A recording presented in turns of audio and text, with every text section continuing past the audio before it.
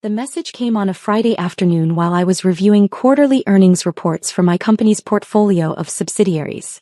My phone buzzed on the polished surface of my executive desk, the Manhattan skyline stretching behind me through floor-to-ceiling windows. Victoria. My older sister by 3 years. I opened the text and read it twice, letting the familiar sting of dismissal wash over me before it evaporated into the analytical calm I'd perfected over 15 years in private equity. Family reunion next month is being held at the Pemberton estate. Rebecca's new CEO, Richard Pemberton himself, will be attending as her +1. This is a networking event for successful professionals. Given your situation, it might be better if you skip this one. We don't want any awkward conversations about career choices. Hope you understand. V. My situation. My career choices. I set the phone down and returned to the financial statements in front of me.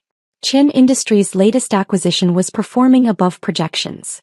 The pharmaceutical division needed restructuring, but the manufacturing arm was solid. Another successful quarter for the portfolio. My portfolio. The one I'd built from a single $3 million investment 15 years ago into a private equity empire worth $2.8 billion. But my family didn't know that. To them, I was still Maya Chin, the daughter who'd dropped out of the family business to play with computers, in some vague tech startup that never quite materialized. The one who lived modestly, drove a practical car and never talked about work because, they assumed, there wasn't much to talk about. They had no idea that Chin Industries, the private equity firm they'd never heard of, owned controlling stakes in 17 companies across 6 industries, employed over 4,000 people, and had just been ranked by Forbes as one of the top 15 most influential private equity firms in North America. They didn't know because I'd never told them. 15 years ago, when I'd left the family's traditional corporate path, my father had wanted me to join the family's mid-sized import business. I'd made a choice. I'd taken the small inheritance from my grandmother, $3 million that my parents had dismissed as nice but not life-changing, and I disappeared into the world of venture capital and private equity. My family had been disappointed. My father had given me speeches about loyalty and tradition. My mother had worried about my stability. My sister Victoria had been openly contemptuous. "You're throwing away a guaranteed position for some fantasy about being an entrepreneur," she'd said. "You'll be back in 2 years begging for a job." I hadn't gone back. Instead, I'd spent 2 years learning everything I could about identifying undervalued companies, negotiating acquisitions, and restructuring for profitability. My first major success had been a struggling medical device manufacturer that I'd purchased for $8 million, restructured, and sold 3 years later for $47 million. I'd reinvested every dollar. By year 5, I had a portfolio worth $180 million. By year 10, I'd crossed the billion-dollar threshold. By year 15, Chin Industries was managing assets worth $2.8 billion, and I personally controlled companies that ranged from pharmaceutical manufacturers to technology consulting firms to luxury resort properties. I kept a low profile deliberately. No media interviews, no social media presence, no public profiles. I operated through holding companies and investment vehicles. When I attended industry conferences, I was Maya Chin, managing partner of Chin Industries, a name that meant everything to people in private equity and nothing to people outside it. My family had never bothered to Google me. They'd never asked what company I worked for. They'd never inquired about the details of my work beyond superficial questions that I answered vaguely. "Still doing the tech thing?" my father would ask at the occasional family dinner. "Still investing," I'd reply. "Any big wins?" Victoria would ask with thinly veiled condescension. "A few successful exits," I'd say, and change the subject. They interpreted my modest lifestyle as evidence of modest success. I lived in a comfortable but not ostentatious townhouse in Brooklyn. I drove a Tesla Model 3, practical and electric but not flashy. I wore well-made but understated clothes. I didn't vacation in obvious places or post about my life online. What they didn't know: the Brooklyn townhouse was one of 4 properties I owned, including a penthouse in Manhattan that I used for business entertaining and a villa in Tuscany. The Tesla was one of 3 vehicles. The others, including a vintage Porsche, stayed in a private garage I never mentioned. My clothes were custom-tailored by a designer who dressed Fortune 500 CEOs but didn't advertise. I wasn't hiding my wealth. I simply wasn't advertising it to people who'd already decided I was a failure. Victoria, meanwhile, had become the family's success story. She'd climbed the corporate ladder at various pharmaceutical companies, And 6 months ago, she'd landed a position as Senior Vice President of Strategic Development at Pemberton Pharma, a mid-sized pharmaceutical company that specialized in generic drug manufacturing. She'd been insufferable about it. Richard Pemberton himself recruited me, she'd announced at the last family dinner. He said my strategic vision was exactly what the company needs. We're positioned for major growth. My father had beamed with pride. My mother had actually teared up. They'd toasted Victoria's success, her intelligence, her inevitable rise to even greater heights. I'd smiled politely and said congratulations. What I hadn't said, I knew Pemberton Pharma very well. I'd been analyzing them for 6 months as a potential acquisition target. The company was hemorrhaging money, losing market share to larger competitors, and desperately seeking either a buyer or a merger partner to stay afloat. Richard Pemberton, the CEO and majority shareholder, was running out of options. His company was valued at approximately $340 million on paper, but the real value, after accounting for debt, declining revenues and competitive pressures, was closer to $180 million. Chen Industries had been in preliminary discussions with Pemberton's investment bankers for 3 months. Now, reading Victoria's text about the professionals-only family reunion where Richard Pemberton would be attending as her +1, I understood the full picture. Victoria was dating her CEO. The CEO who was currently negotiating with my company about a potential merger that would save his failing business. And neither of them had any idea that Maya Chen, Victoria's failure sister, was the Chen who controlled Chen Industries. I texted back simply, understood. Enjoy the reunion. Then I called my head of mergers and acquisitions. David, where are we with the Pemberton Pharma deal? Final negotiations are scheduled for next Wednesday, David replied. Pemberton and his team are coming to our offices. He's bringing his COO and CFO. Seems eager to close. I'll be leading the meeting personally. Really? You usually let me handle the final negotiations. This one's special. Make sure the Pemberton team knows that Chen will be at the table. I want them prepared to negotiate directly with the principal. Will do. Any particular strategy you want to employ? I smiled. Just the usual. Fair terms, transparent discussion, and a deal that works for both parties. You're in a good mood about this one. Let's just say I have a personal interest in seeing this negotiation through. The weekend passed. I didn't attend any family functions. I spent Saturday reviewing Pemberton Pharma's financials in exhaustive detail and Sunday preparing the merger proposal that would save the company while bringing it under Chen Industries' control. By Monday morning I had my strategy finalized. Pemberton Pharma would be merged into Chen Industries' pharmaceutical division. Richard Pemberton would remain as president of the division, reporting to me. The merger would preserve jobs, stabilize the company's market position, and provide the capital injection needed for Pemberton's pipeline of generic drugs to reach market. It was a good deal. Fair, strategic, and mutually beneficial. It was the kind of deal I'd built my reputation on. Tuesday evening I got another text from Victoria. Richard is so excited about the family reunion. He wants to meet everyone. Dad is thrilled. This is exactly the kind of connection our family needs. Someone at Richard's level really elevates our social standing. Thank you for being understanding about skipping it. I read the message 3 times, analyzing the subtext. Victoria was using Richard Pemberton to elevate her status within the family. She was positioning herself as the one who'd made it, the one who brought connections and prestige. And she was doing it by explicitly excluding me. I replied, I'm happy for you both. Wednesday morning arrived with crisp autumn clarity. I dressed carefully in a charcoal gray suit from my private tailor, paired with a silk blouse and understated jewelry. Professional, authoritative, but not flashy. I arrived at Chen Industries headquarters in Midtown Manhattan at 7 a.m. The building was a modern glass tower with our name etched discreetly near the entrance. Most people walked by without noticing. That was intentional. My office occupied the entire 42nd floor. Private elevator, corner views. A conference room that could seat 20 people around a custom table carved from a single piece of walnut. David met me at 8:30 to review final details. Pemberton's team arrives at 10, he said. Conference room is set up. Our legal team is standing by. Financial presentations are loaded and ready. Perfect. Who's on our team for this? Me, you, Jennifer from legal, and Marcus from finance. I kept it small since Pemberton's only bringing 3 people. Good. Let's make sure they're comfortable. This should be a collaboration, not a confrontation. You're really set on making this deal work, aren't you? Pemberton Pharma is a good company that's been mismanaged. They have valuable assets and a solid employee base. With proper capital and strategic direction, they'll be profitable within 18 months. That's exactly the kind of opportunity we look for. And it has nothing to do with Pemberton being connected to your family? I smiled. Let's just say I'm looking forward to the negotiation.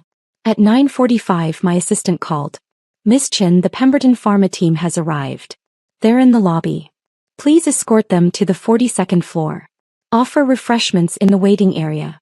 I'll greet them in the conference room at 10 o'clock exactly. Yes, ma'am. I took a moment to center myself. This was business. Personal feelings couldn't interfere with making the right deal.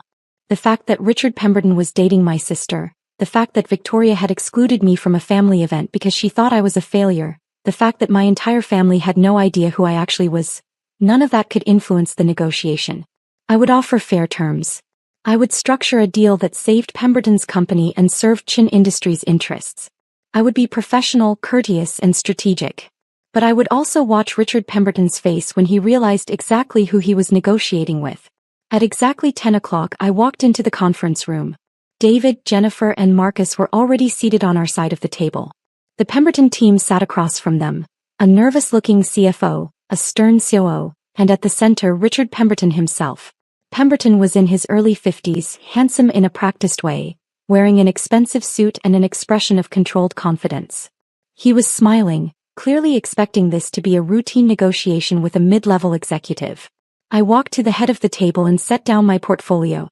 Every eye in the room turned to me. Richard Pemberton's smile faltered.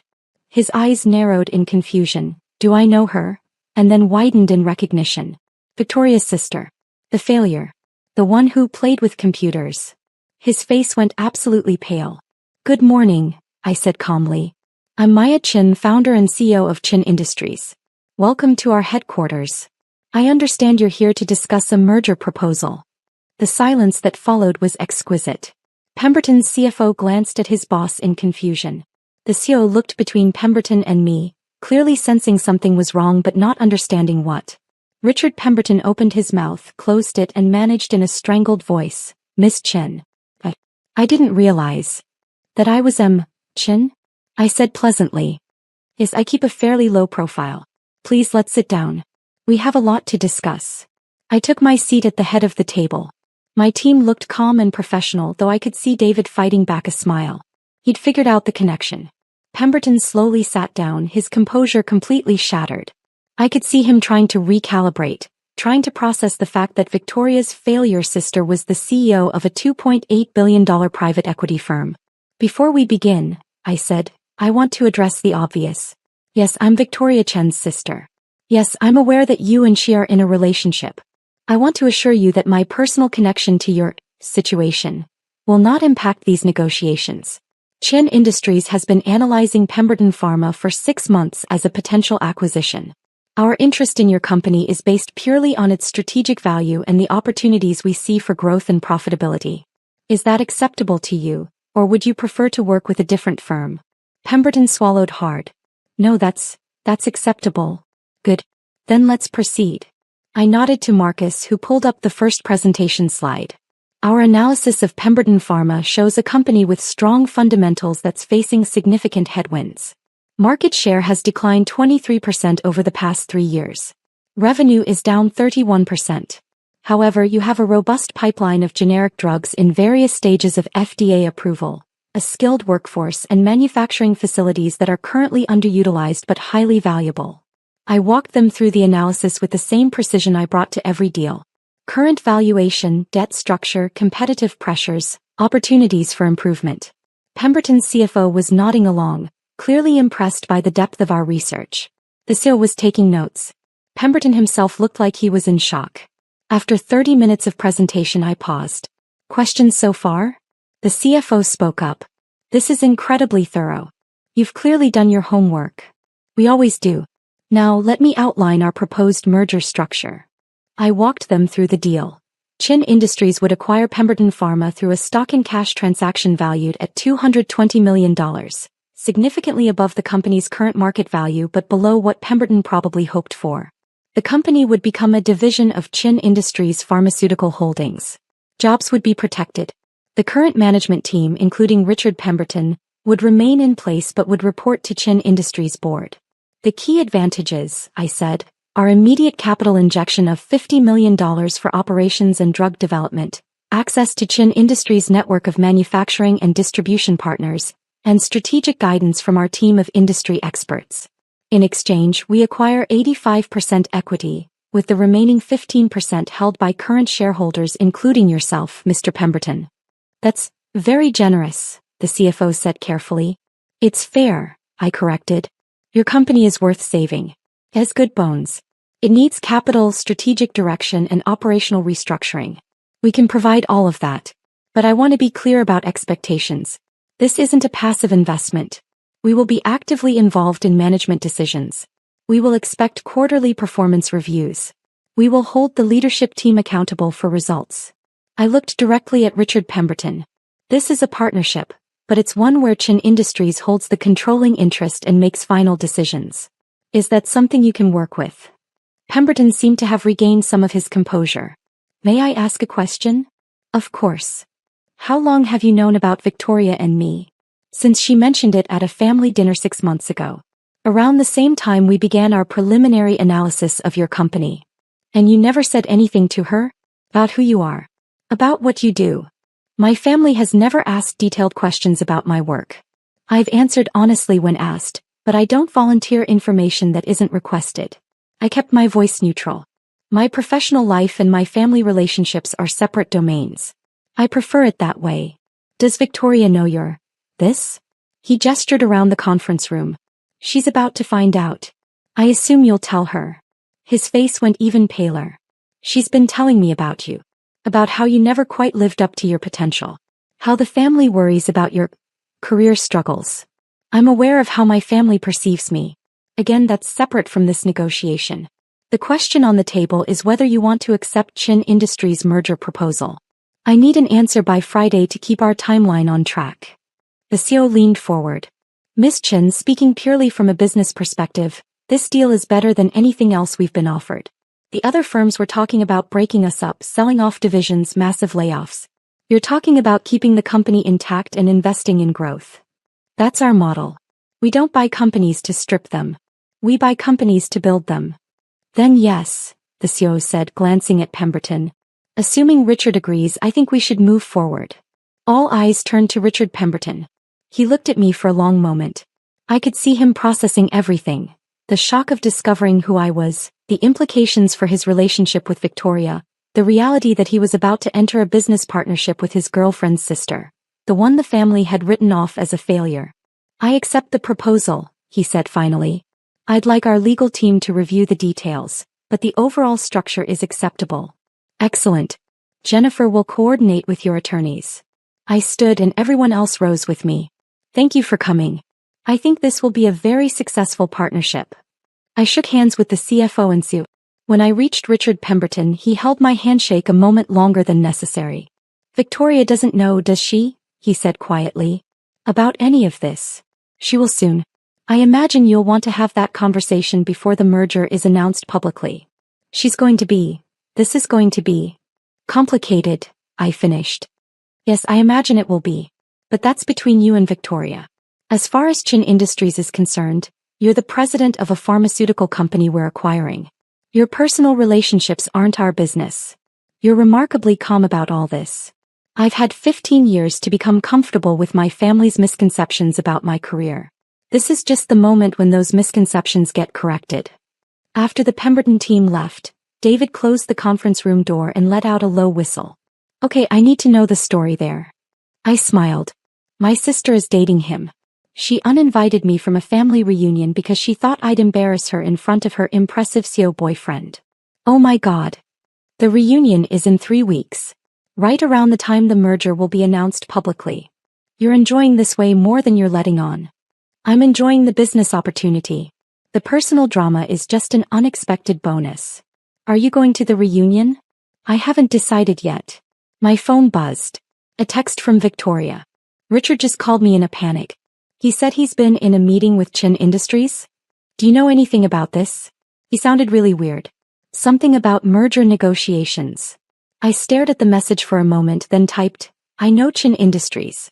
They're a reputable firm. If Richard is working with them, he's in good hands. Her response came immediately, how do you know them? I've followed their portfolio companies. They have a good track record. Richard said the CEO was in the meeting. He said her name was Maya Chin. Like your name? I smiled. Interesting coincidence. It's not you, is it? Because that would be insane. Richard said this woman runs a multi-billion-dollar company. Why would that be insane? The three dots appeared and disappeared several times. Finally, never mind. Of course it's not you. I'll call Richard back. I set the phone down. David was watching me with an expression somewhere between admiration and disbelief. You're really going to let her figure it out on her own? She's a vice president of strategic development. She should be capable of strategic thinking.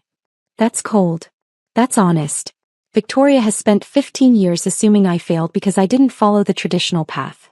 She's never once asked for details about my work. She's never Googled my name. She's never shown even casual interest in what I actually do. If she wants to know who I am now, she can do the research she should have done years ago. And if she doesn't? Then she'll find out when the merger is announced and Chin Industries' ownership structure becomes public information. Either way, the truth comes out.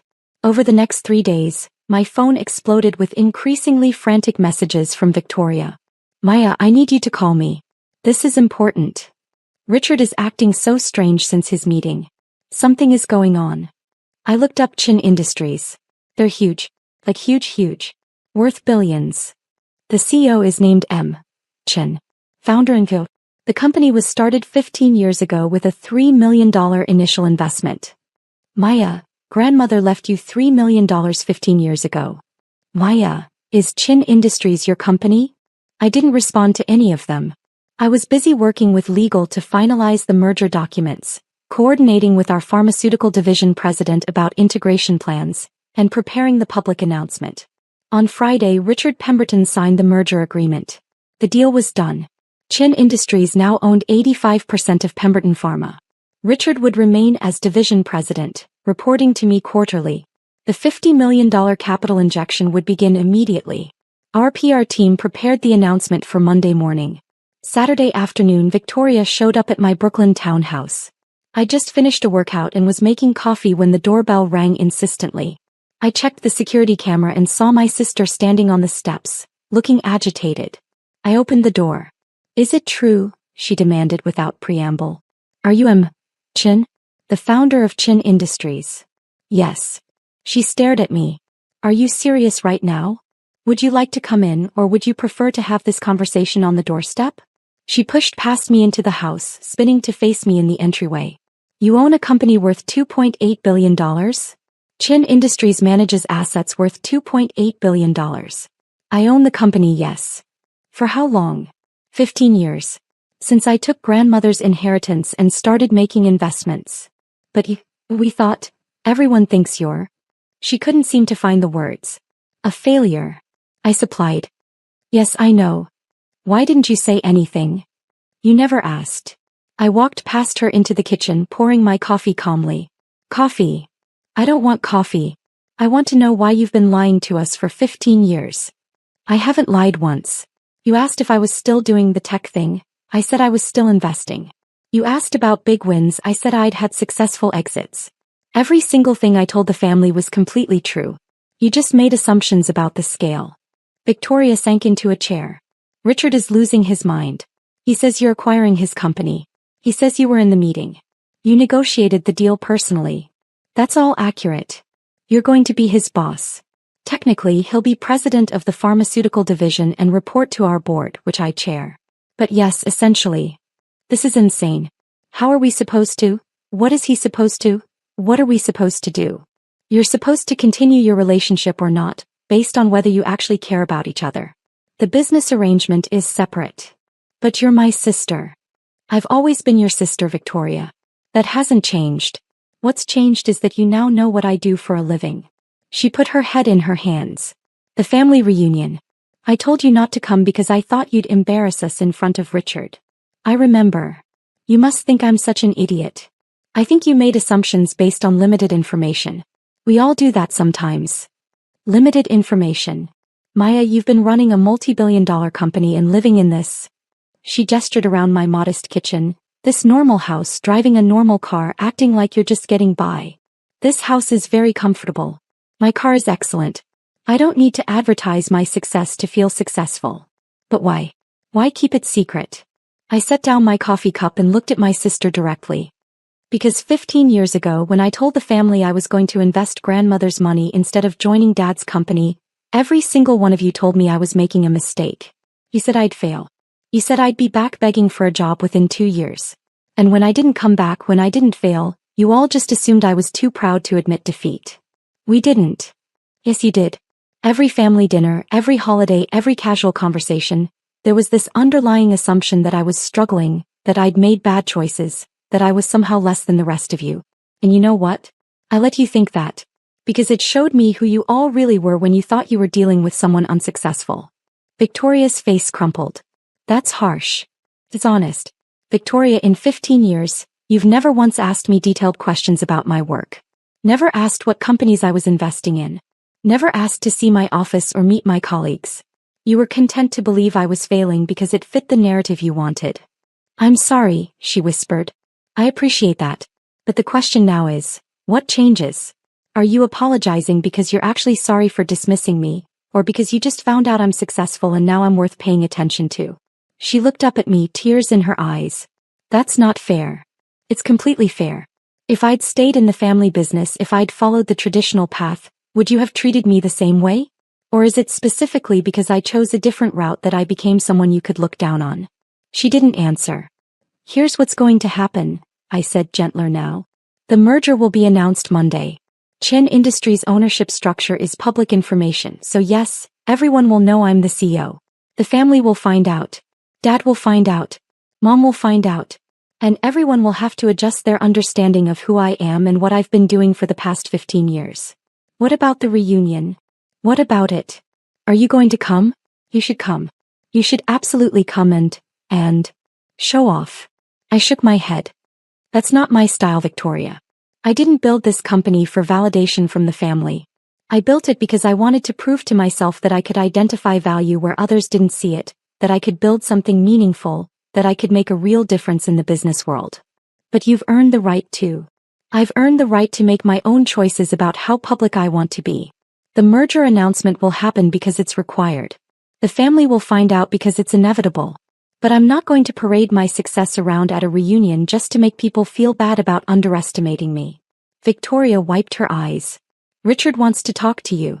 About the merger, but also about everything. I'm available for business discussions. He has my office number. Why, Victoria, I need you to understand something. I'm not angry. I'm not bitter. I'm genuinely fine with how everything has played out. But I also need you to respect that my relationship with the family is complicated now, and it's going to take time to figure out what it looks like going forward. She nodded slowly. For what it's worth, I really am sorry. And not just because you're successful. Because I should have been a better sister regardless. Thank you. That actually does mean something. After Victoria left, I sat in my quiet townhouse and thought about the reunion.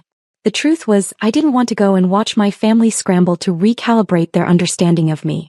I didn't want to see my father's guilt, my mother's shock, the extended family's sudden interest in my opinions and my work. I'd built my life and my career without their approval.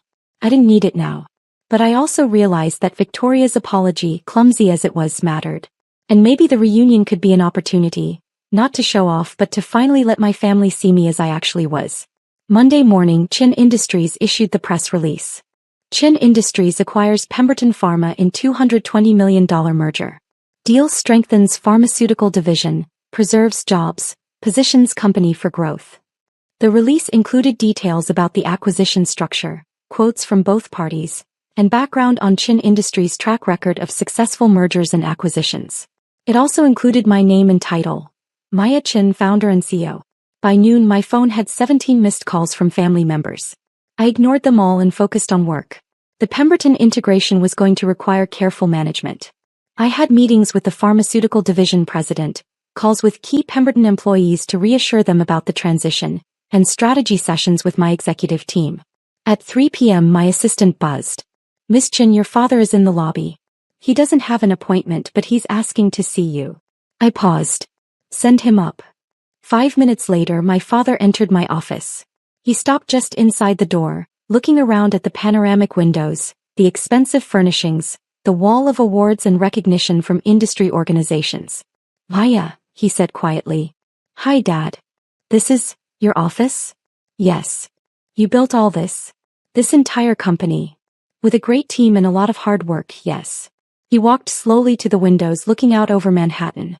Why didn't you tell us? I tried to at first. You didn't want to hear it. We would have listened if we'd known. If you'd known I was going to be successful? Yes, probably. But when you thought I was just starting out making risky investments trying something new, you weren't interested. You wanted me to follow the safe path. He turned to face me. I wanted to protect you from failure. I know. But Dad, I had to be allowed to try. And when I succeeded, I needed to know that the people in my life valued me for who I was, not for what I'd accomplished. And we failed that test. You made assumptions. We all do. But yes, it hurt to be dismissed by my own family for 15 years. He sat down across from my desk, suddenly looking older. What can I do to make this right? You can start by accepting that I chose a different path and it worked out. You can stop measuring my success by whether it looks like what you expected. And you can try to actually get to know who I am now, not who you thought I was. I'd like that, he said. I'd like that very much. Then come to the quarterly board meeting next month. Chin Industries is presenting our annual strategy. You'll see what we do, meet my team, understand the scope of the work. Not as a guest, but as someone genuinely interested in learning. I'll be there, he promised. The family reunion happened 3 weeks later. I decided to attend. When I arrived at the Pemberton estate, which coincidentally was one of the properties I'd considered acquiring the previous year but decided was overpriced, my family was gathered on the lawn for pre-dinner cocktails. Victoria saw me first. She crossed the lawn quickly, Richard trailing behind her. You came, she said. I came. Thank you. Really? Richard extended his hand. Why, I wanted to thank you again for the way you've handled the transition. Your team has been incredibly professional. That's our standard. How are you adjusting? Better than I expected, honestly. Your pharmaceutical division president is brilliant. I'm learning a lot. Good. That's the goal. My father approached with my mother. Maya, sweetheart. We're so glad you're here. Thank you for having me. My mother hugged me, tears in her eyes. I'm so sorry we didn't see you clearly. We're so proud of you. I appreciate that, Mom. The rest of the evening was a study in recalibration. Extended family members who'd barely acknowledged me at previous gatherings now wanted to talk business, ask for advice, understand my career path. Some of it felt genuine. Some felt opportunistic. I navigated it all with the same diplomatic skill I brought to boardroom negotiations. At one point, my father gathered the family for a toast. I want to acknowledge something, he said. 15 years ago, my daughter Maya made a choice that I didn't understand. She took a risk that I thought was foolish. And I was wrong. He looked at me across the lawn. Maya built something extraordinary not because we supported her but despite our doubts. She's shown us that success comes in many forms, and the most meaningful success comes from following your own vision, not someone else's expectations. He raised his glass. To Maya, who taught us all that sometimes the bravest thing you can do is trust yourself when no one else does. Everyone raised their glasses. To Maya. I felt tears prick my eyes, but I smiled. Later, Victoria found me alone on the terrace. It's different now, isn't it? She said. Everything's different.